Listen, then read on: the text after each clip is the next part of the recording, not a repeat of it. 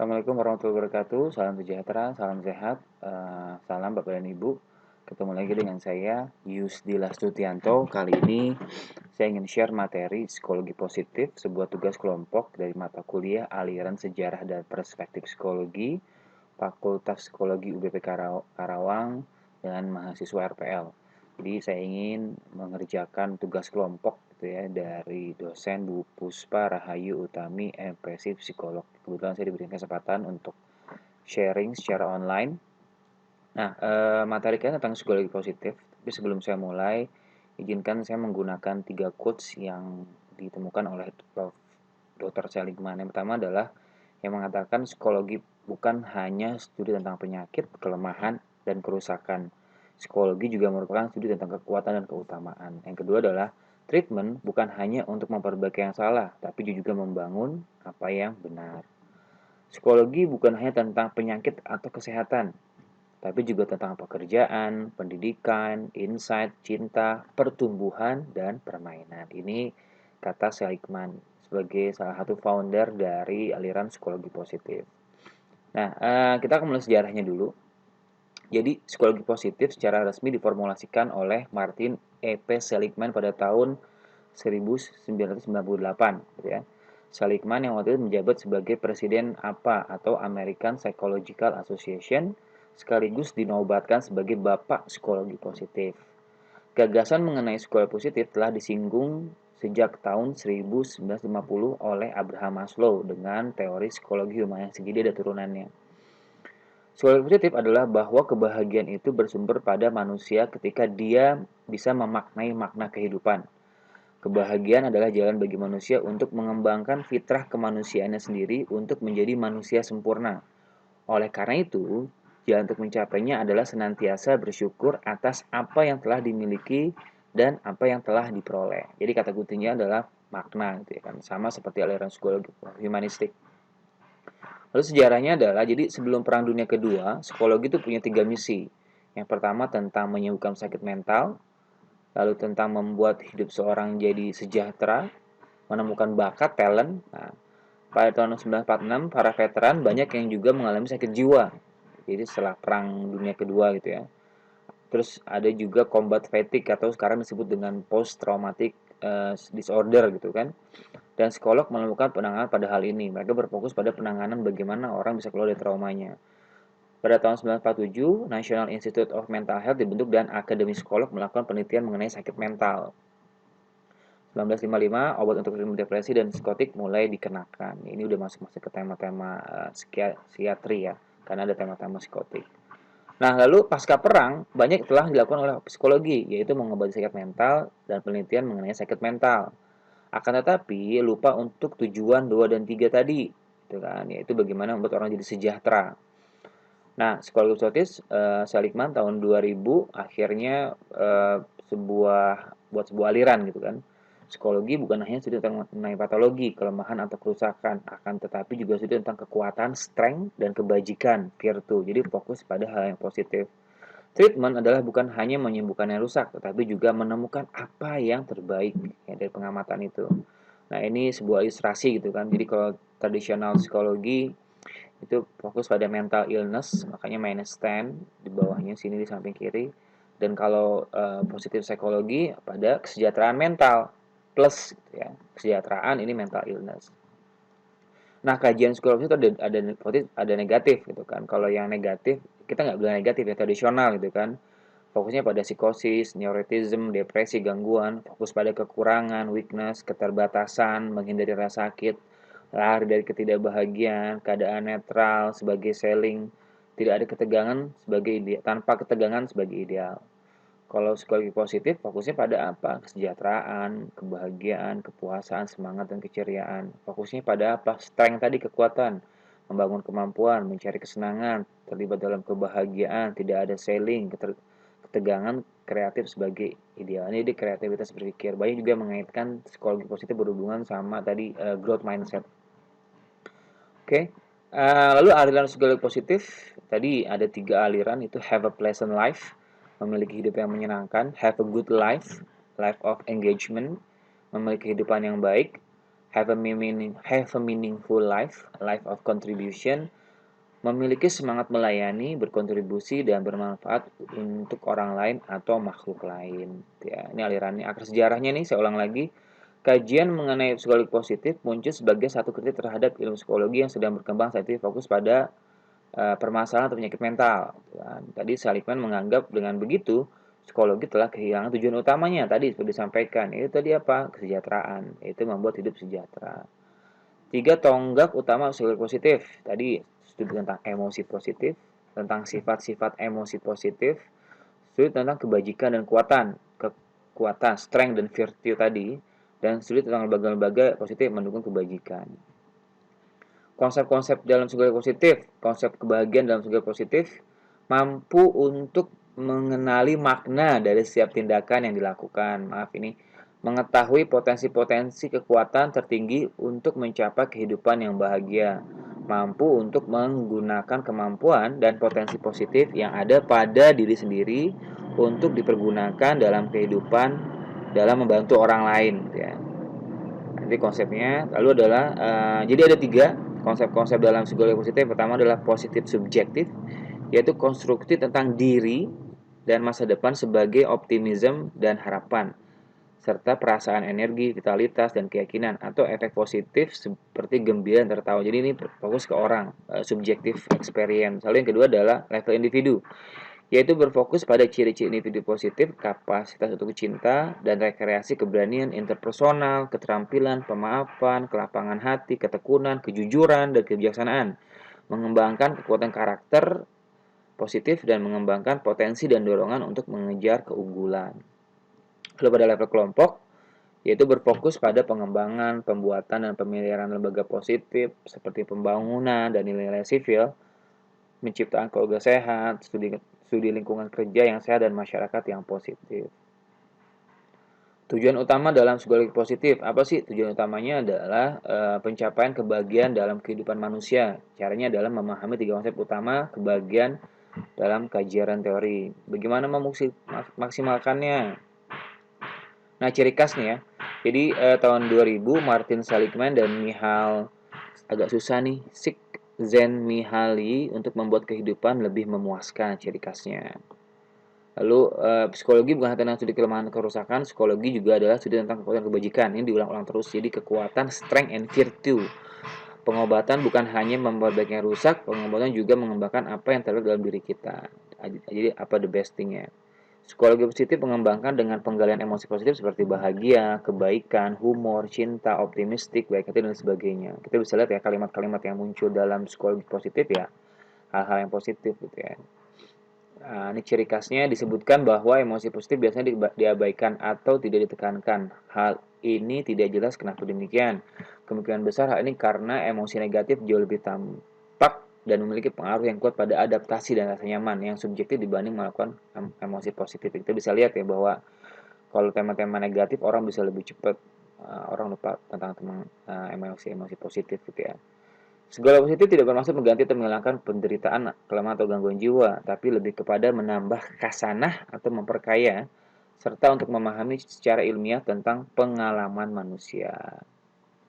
5 prinsipnya ini dari psikologi positif tentang keberlimpahan, abundance, kebaikan dan kekuatan tadi, strength and virtue. Ini nanti akan bahas lebih banyak soal itu.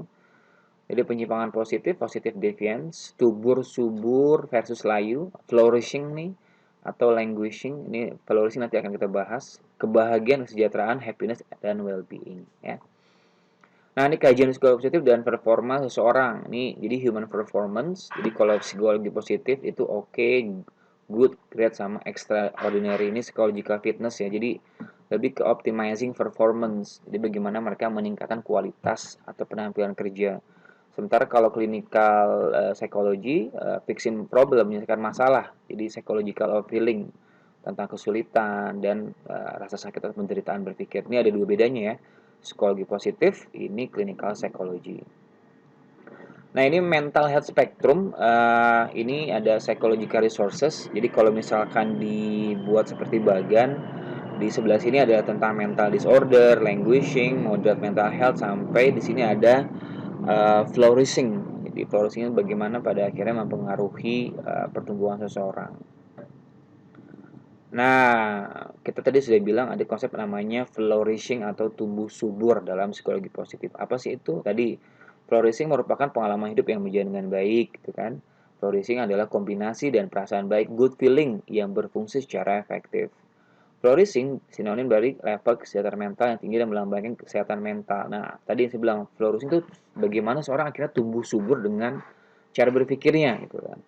Kekuatan dan kebajikannya. Ya, orang banyak mengatakan ini adalah tentang growth mindset gitu, berpikir tumbuh. Lalu ada flow. Apa tuh flow? Ini flow dari Mihail ya, tentang bagaimana seseorang menghayati sebuah peran dengan sukacita setiap momen. Suatu kenikmatan luar biasa saat seseorang bergumul dengan persoalan yang sulit dalam bidangnya masing-masing, yang menuntutnya mengerahkan segala keterampilan, daya, upaya, dan bersumber daya yang mereka miliki sampai ke batas-batasnya atau bahkan melampauinya. Contohnya siapa? Pecatur, olahragawan, dan pelukis. Jadi flow itu bagaimana ketika seseorang melakukan sesuatu dengan sukacita, dia melupakan waktu, dia melupakan apapun, happiness lah, penghayatan. Ya.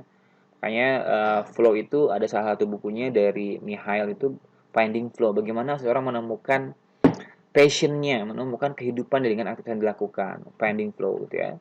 Konsep flow merupakan konsep dari psikologi positif yang mengkaji tentang bagaimana seseorang mampu terlibat dalam kegiatan yang dilakukan. Ini ada Nakamura. Kondisi flow dianggap sebagai bagian dari psikologi positif, yaitu suatu kondisi pikiran yang berdampak positif terhadap jati diri manusia seutuhnya. Flow adalah kemampuan seseorang untuk melaksanakan suatu tugas, menyeimbangkan kesulitan tugas yang harus mereka lakukan. Oke, karakteristik pengalaman flow tadi atensi terpusat penuh, kan? Penyatuan tindakan dan kesadaran, adanya rasa kebebasan, termasuk kebebasan dari kekhawatiran dan segala kegagalan, jadi nggak takut gagal. Gitu ya. Pudarnya self-consciousness atau kekhawatiran, distorsi dalam penghayatan akan waktu in time zone. Ini dibilang adanya mindfulness activities, itu namanya flow. Pengalaman itu sendiri merupakan reward terbesar. Ya. Ada syaratnya nih masuk ke dalam kondisi flow, adanya goal, tujuan. Aku ngerjain tujuannya apa sih? Ada feedback, ada high skill, ada optimal challenge, ada tantangan, skill, keterampilan. Misalkan Bapak dan Ibu sekarang kerja, itu kan di kantor. Lalu di kantor itu ada tugas yang perlu diberikan, otomatis akan menikmatinya. Atau ketika seorang ibu memasak, nah itu juga finding flow. Tadi olahragawan adalah flow, in the zone lah bahasanya. Ya, yang ketiga adalah pursuit of excellence, mengejar keunggulan. Adalah tema-tema psikologi positif. Itu bagaimana seorang berjuang untuk mencapai suatu tujuan tertentu untuk menjadi bermakna, have a meaning. Fokus untuk tumbuh, flourishing, dan menjadi lebih baik, dan mencapai potensi terbesar Anda. Meningkatkan kompetensi diri, bekerja lebih cerdas dan penghayatan, gitu ya. Nah, yang keempat adalah kesejahteraan atau well-being. Terdapat dua pendekatan, hedonik. Fokusnya pada kemampuan feeling yang didefinisikan dalam bentuk pencapaian kenikmatan dan menghindari rasa sakit.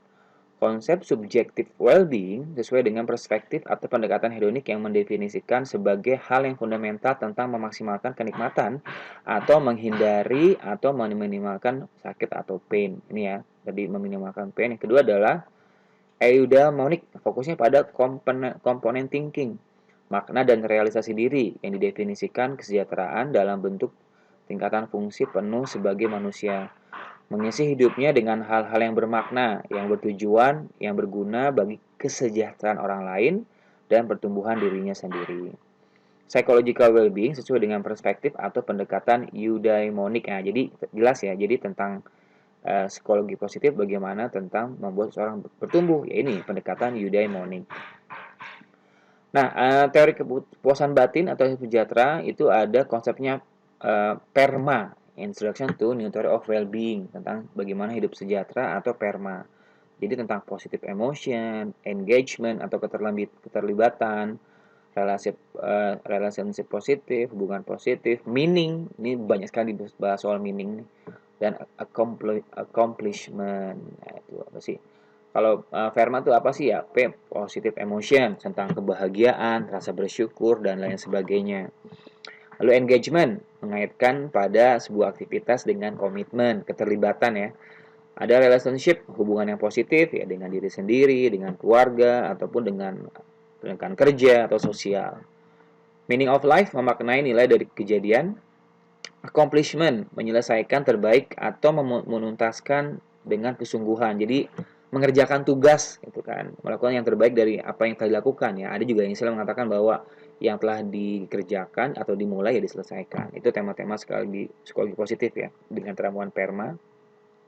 Nah, ini ada lagi bahas tentang flourishing atau bagaimana tumbuh subur. Jadi ada power sama strength nih. Kita kan ngomongin power and strength tentang dari akar ya. Jadi bagaimana ada dasar-dasar yang tercipta dalam diri seseorang. Akhirnya doing dan being. Contohnya doing berorientasi pada goal, optimism, optimistic, pengembangan diri dan bergerak ke depan. Being-nya apa? Memikirkan masa kini, fokus pada masa kini, memahami bahwa diri ini utuh, kesadaran penuh, keselarasan, harmoni dengan semesta. Jadi ini doing being untuk bagaimana seorang akhirnya bisa tumbuh dengan subur. Ya. Nah, jadi ada namanya values in action or memory. Jadi dalam psikologi positif itu ada 6 kebajikan lah atau 6 virtues, ada 24 karakter strength. Lalu itu bekerja dalam beberapa konteks, pekerjaan, sekolah, keluarga, sosial dan komunitas. Lalu dalam situasi yang tertentu. Jadi ada tema-temanya. Nah, ini psikologi positif mengklasifikasi ini. 6 kebajikan, 24 karakter kuat, dan digunakan dalam tema-tema apa saja. Ya. Nah, ini strength yang pertama yaitu cepat belajar, joy, gembira, antusias, energinya besar, potensi berkembang, senang menggunakan strength, dan merasa dirinya utuh, benar gitu lah ya. Ya, artinya itu menjadi sebuah akar bagaimana orang akhirnya bisa flourish tadi, bisa flow tadi, bisa tumbuh tadi gitu ya. Nah, ini ada 24 gitu, nanti kita akan bahas secara cepat. Jadi alive, pleasure, engagement, and meaning. Ini yang biru ini ada 6 gitu ya. Ada courage, ada humanity, ada transcendency, temperance, justice, wisdom, dan knowledge. Kita akan bahas ya tentang kekuatan karakter dalam psikologi positif ya. Yang pertama adalah kebiasaan dan pengetahuan. Jadi dipahami sebagai kemampuan kognitif atau sebagai keahlian dan ilmu pengetahuan yang menjadi landasan dalam proses pencapaian kehidupan yang baik. Terdapat 5 karakter yang ada dalam kebijaksanaan pengetahuan ini atau wisdom. Yang pertama adalah kreativitas, jelas, curiosity, rasa ingin tahu, keterbukaan pikiran, open mind, kecintaan terhadap belajar, perspektif atau sudut pandang yang objektif terhadap sesuatu. Jadi ini adalah karakter, strength, dan kebajikan dari kebijaksanaan dan pengetahuan atau bahasa Inggrisnya wisdom and knowledge.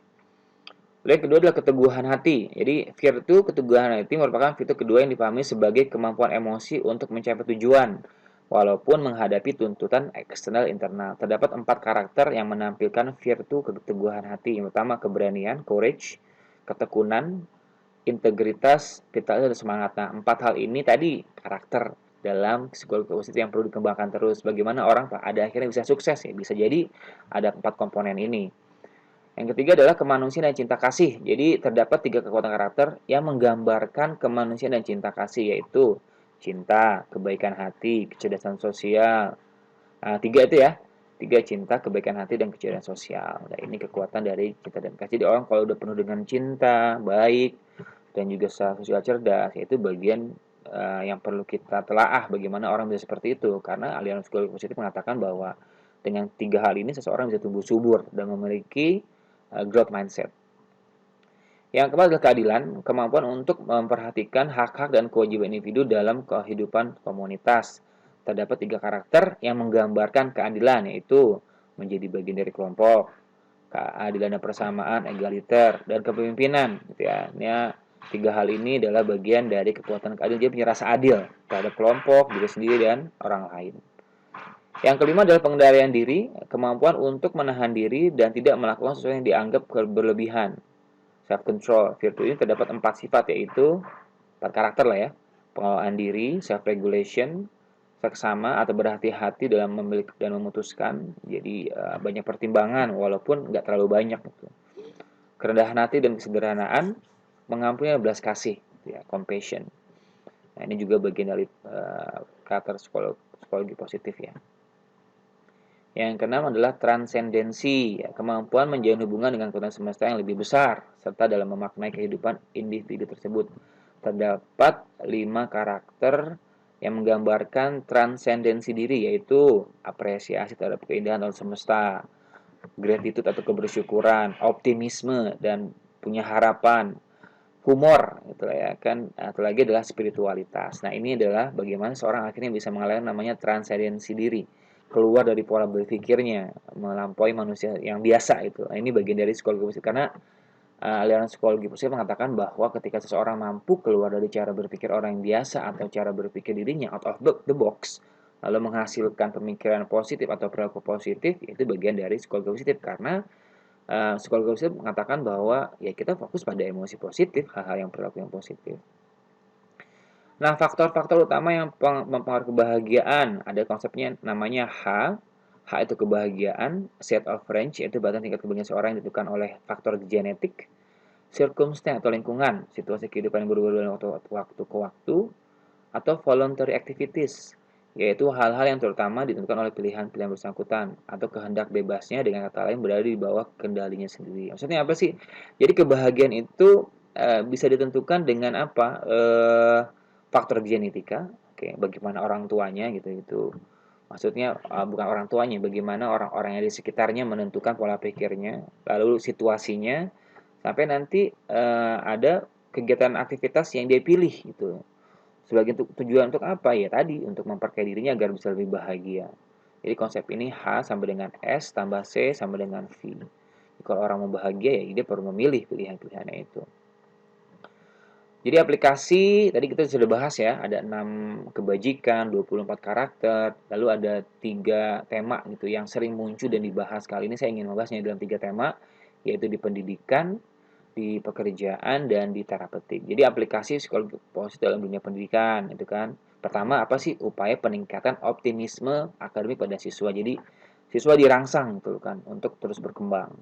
Penetapan karakter positif tadi sudah dijelaskan, ada beberapa karakter, bahkan itu jadi pilar-pilar belajar ya.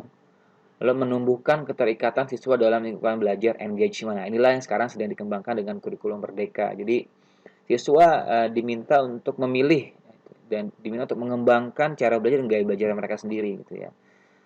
Nah, lalu aplikasi psikologi maksudnya dalam dunia kerja, mencari kekuatan pribadi, personal strength, menggunakan kekuatan pribadi dengan cara-cara baru. Jadi kita ada yang namanya kreativitas ya, kreativitas, optimistik, curiosity, itu ya diinstal di situ kepada karyawan. Membangun relasi positif gitu ya, mengukur hasil dari pekerja, penerapan ketiga langkah sebelum. Jadi diukur nih strength-nya, kreativitasnya, sama bagaimana menghubungannya sama self regulation ya. Karena ini bagian juga dari pengendalian diri ya. Lalu keterlibatan, engagement, bagaimana orang bisa menjadi bermakna dalam aktivitas. Ini kalau orang dianggap dirinya punya makna, bisa akan termotivasi. Kecerdasan emosi dan sosial, ini jelas. Oke, lalu aplikasi positif dalam psikoterapi dan konseling. Ya, optimisme pada perubahan, keberanian, semangat hidup, keterbukaan pikiran, memaafkan, bersyukur. Nah, ini tadi ya. 6 hal ini yang diinstal ketika orang melakukan psikoterapi gitu ya. Ya, ini tujuannya adalah ke aliran psikologi positif gitu ya. Lalu metode assessment-nya apa? Kalau dalam konseling tadi human behavior, mengukur kebiasaan dilakukan oleh individu, experience fokus utamanya pada tadi kemampuan potensi. Ini kalau assessment ya dalam 3 hal tadi. Pasti potensi-potensi yang baiknya gitu kan. Lalu proses kesehatan, lalu bagaimana cara pemenuhan kebutuhannya, needs-nya, mengetahui hal yang mempengaruhi proses life out and comes. Oke, ini tadi ya. Jadi 4 hal ini adalah assessment bagaimana kita bisa mengetahui karakter positif seseorang. Oke, kita bisa tambahkan lagi ya. Nah, teknik-teknik dalam psikoterapi gitu ya, teknik terapi digunakan adalah mengarahkan klien untuk menentukan kualitas-kualitas potensial yang dimiliki dan memanfaatkannya untuk hal positif menuju kebahagiaan hidup gitu ya. Menyadarkan diri pada kebermaknaan, mengarahkan individu pada kebermaknaan dan memberikan bantuan pada orang lain yang semestinya lakukan mencapai kebahagiaan dalam hidupnya. Menggunakan modal terapi ABC ini berkembang banyak gitu kan, ada modifikasi perilaku, bahkan ABC ini juga cukup baik lah ya untuk bagaimana orang pada akhirnya melakukan aktivitas positif. Ada acting as if, jadi kalau ABC itu ada attendance, behavior, consequences gitu kan. Itu dari CBT, sehingga orang dapat memahami tentang apa sih kesalahan atau hal-hal yang mempengaruhi cara berpikirnya gitu ya. Oke, peran terapis nih, terapis itu kan bukan hanya dalam psikoterapi gitu, tapi di kerjaan, di keluarga gitu ya. Pada terapi psikologi positif, terapi berperan sebagai motivator dalam memacu individu untuk menggali potensi-potensi yang ada dalam dirinya, gitu ya. Di samping itu juga terapis berperan sebagai pendamping bagi klien dalam memandang dan memahami potensinya itu, sehingga potensi tersebut dapat dimanfaatkan untuk tindakan yang positif dan mencapai kebahagiaan dalam hidupnya. Nah, tantangan psikologi positif apa sih, gitu ya? Psikologi positif ini masih memiliki beberapa tantangan yang perlu diatasi untuk dapat mencapai sasarannya. Di antaranya adalah banyak kalangan yang masih menyamakan psikologi positif dengan psikologi populer yang menggunakan pseudoscience atau mengarang teori tentang kebahagiaan. Banyak kalangan yang masih beranggapan bahwa upaya untuk menjadi bahagia adalah suatu kemewahan yang tidak dijalani, karena banyak persoalan yang jauh lebih penting dalam kehidupan ini, di dunia ini, dan diatasi oleh segera. Mereka yang berpendapat daripada melakukan riset tentang kebahagiaan, lebih baik melakukan riset tentang bagaimana menyembuhkan kanker dan bagaimana mengatasi masalah terorisme. Tapi pada kenyataannya sekarang banyak ya motivator-motivator yang menggiring seseorang untuk masuk ke perilaku positif. Jadi memang perlu berimbang lah. Ada tema-tema yang ya dia mengatasi tentang mental illness gitu, kesehatan, sakit mental. Tapi juga ada orang yang perlu fokus tentang bagaimana orang keluar dari tema-tema sakit mental, itu aliran psikologi positif ini. Jadi perlu seimbang ya. Kesimpulan sementara dari saya adalah psikologi positif ini bisa menjadi bahan rujukan untuk praktisi pemberdayaan diri dalam konteks perbaikan sumber daya manusia, itu jelas. Tema-tema psikologi positif adalah bagaimana membuat seseorang menemukan dan mengaktualisasikan potensinya. Psikologi positif adalah tentang bagaimana seseorang berpikir tentang bagaimana meningkatkan kesejahteraan dan kebahagiaannya. Psikologi positif adalah tentang bagaimana fokus pada solusi dan pengembangan diri, itu jelas ya. Sarannya apa sih? Psikologi positif perlu dipelajari oleh praktisi pemberdayaan diri agar dapat meningkatkan sumber daya manusia di Indonesia secara khusus ya. Jadi ya entah itu sebagai hipnoterapi, psikoterapi, psikologi, motivator ya perlu dikembangkan terus gitu ya. Dalam dunia pendidikan, keluarga, bisnis, dan terapi bisa dikembangkan lagi. Penelitian tentu dalam tema-tema psikologi positif perlu diperbanyak. Oke, itu dia nih daftar pustakanya, beberapa buku yang saya gunakan, ya tadi Imam Syafii Arif, ada Seligman, dan beberapa buku di sini. Oke, mungkin itu dari saya. Mohon maaf banyak latar belakang yang mengiringi presentasi saya ini. Semoga juga tidak mengganggu. Sekian, jika ada pertanyaan, silakan nanti ditaruh di kolom komentar atau ada mau diskusi lebih. Mohon maaf jika ada kekurangan dari penyampaian atau terlalu cepat. Sekian dari saya, Yusuf Lasutianto. Wassalamualaikum warahmatullahi wabarakatuh.